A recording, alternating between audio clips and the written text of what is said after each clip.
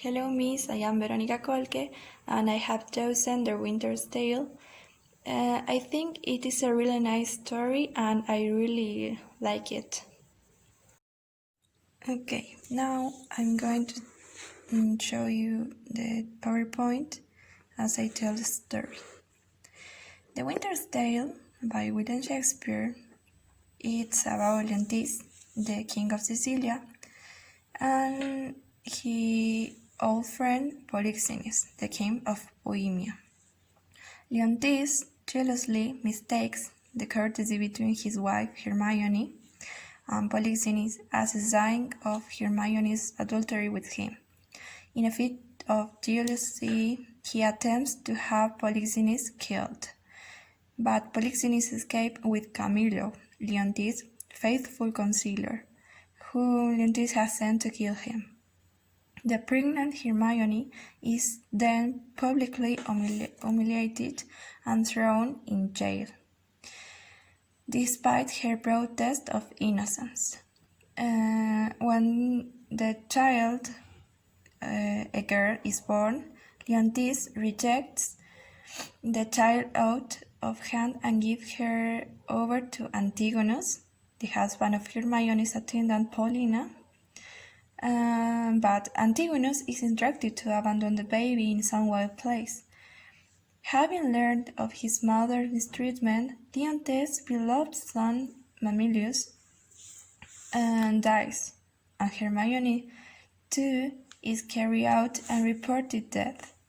Having lost everyone important to him, and having realized the error of his ways, Leontes is left to his solitary despair. Meanwhile, the baby girl named Perdita is brought up by a shepherd and his wife in Polixenes' kingdom of Bohemia. She appears in Act number 4 as a young and beautiful shepherdess who has been discovered by Polixenes' son, Florizel. Needless to say, her true status is eventually discovered once she and Florizel have arrived at Leontes' court in Sicilia. In a climactic ending, Hermione is discovered to be alive after all. She had been sequestered by Paulina for 16 years, until the time for reunion or reconciliation arrived. Leontes is shown a seeming statue of Hermione, so lifelike that one might imagine it breathes. The statue comes to life, and Hermione is seen to have aged during her years of separation and waiting. Leontes, to his joy, realized that he loved his wife more than ever, and the recovery of the daughter he attempted to kill is no less precious to him, and all is forgiven. And then we have characters. Leontes is the king of Sicilia, and we know that he's the childhood friend of the Bohemian king Polixenes. Hermione, the virtuous and beautiful queen of Sicilia. And then we have Perdita, the daughter of Leontes and Hermione. Then we have Polixenes, the king of Bohemia. Florizel, Polixenes' only son and her. Camillo, an honest Sicilian nobleman. Paulina, a noble woman of Sicily. Autilicus, a heroic peddler, vagabond, and pickpocket. Then we have the shepherds. He is the Perdita's adopted brother. We have then Mamilius, the young prince of the young prince of Sicilia. He is the true brother of Perdita, and died because he don't support the perhaps of life after his father wrongly imprisoned his mother. Then Cleomenes, a lord of Sicilia, Dion, a Sicilian lord, Emilia, one of the Hermione's ladies in waiting, and Aquitanius, a lord of Bohemia. Then we have the themes. We have here jealously. This is a very important thing in the story because the first reacts of the Winter's Tale are a study of jealousy and its destructive effects. Leontes, sudden and unfounded, feared that his pregnant wife is sleeping with his friend, eat away at him like a disease. Then we have friendship. Like many of Shakespeare's plays and sonnets, The Winter's Tale examines the nature of male friendships. We have here the friendship with the both kings, but in the play between them during the innocence of childhood was interrupted by their adolescent interest in women and sex. As adults, Leontes' friendship with Polixenes is characterized by rivalry, and Leontes' jealous fears that his wife has come between them. Here we have youth and old age, and it's about the Winter's Tale dramatized a divide between the younger generation and their parents. The older generations, Leontes and Polixenes, is responsible for the loss of innocence.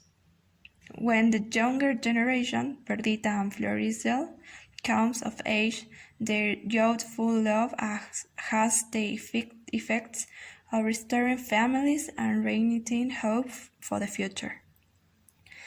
Then we have gender. Leontes' hateful idea about women dominate the first act of the Winter's Tale. After he convinces himself that his pregnant wife is having an affair and carrying another man's child, Leontes reveals a crude and misogynistic attitude that seems to have been lurking beneath the surface all along. Then we have art and culture. Here we have the participants in the age-old art versus nature controversy. And the heart of the debate is the following question. Is artfulness, the creation of paintings, sculptures, playing songs, to represent the natural world, a good thing? Or does artfulness distort nature? That we know, Shakespeare also extends the debate to consider artifices in general, which has some pretty major implication in a play that takes a very self-conscious look at its status as a work of art. Then another thing is time. The Winter's Tale is obsessed with time. The play goes out of its way to draw our attention to time's passage, the way time can often appear to stand still, and how some events can trigger memories that seem to transport us back in time. Then we have suffering. In the play, Leontes' jealousy gives way to behavior that causes immense pain, suffering. One of the problem was that Mamilius dies when his mother is imprisoned and tried for adultery. Then we have Hermione, that is said to have died of a broken heart, and that's it. Then we have compassion and forgiveness. While the first three acts of the Winter's Tale are marked by the pain and suffering caused by Leontine's jealousy, the later half of the play is all about compassion, forgiveness, and redemption. Perdita's true identity is restored. The princess is reunited with her father and mother, and Paulina gets engaged to Camillo. Then we have symbols.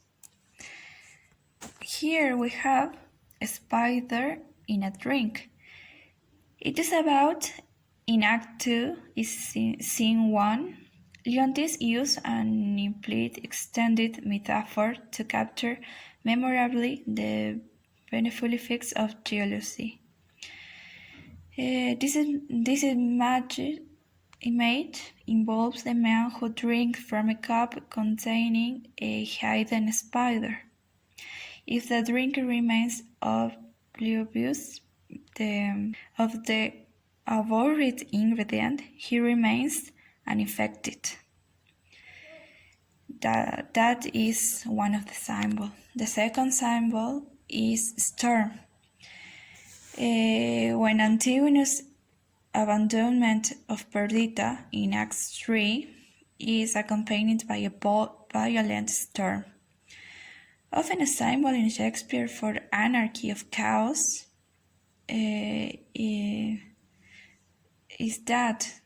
Then the clown soon reports that the Sicilian mariner who had brought Antigonus and Perdita to the coast of Bohemia had been drowned in the storm. Then we have Perdita. Perdita's name, bestowed by Antigonus just before his abandonment of the infant in Act 3, means she who was lost. She thus symbolized the life-giving innocence and potential that Leontes expelled when he condemned her to exposure and death. Miraculously, thought she is found and nurtured by the Bohemian shepherd and his family. Her return to Sicilia, her recognition as a princess, and her betrothal to Fircel are some of the chief events of Acts 4 and 5. And I think that is the best part. I really like it. And then another symbol is a statue. The statue of Hermione that gradually comes to life is one of the outstanding symbols in the play. Standing for the fusion of art and life or nature, the statue also suggests rebirth, forgiveness, and the marvelous gift of love. Okay, and thank you. I really enjoy reading and finding information about this story because it isn't so recognized like others most famous story from Shakespeare. So I really like it. Bye, miss. Have nice holidays.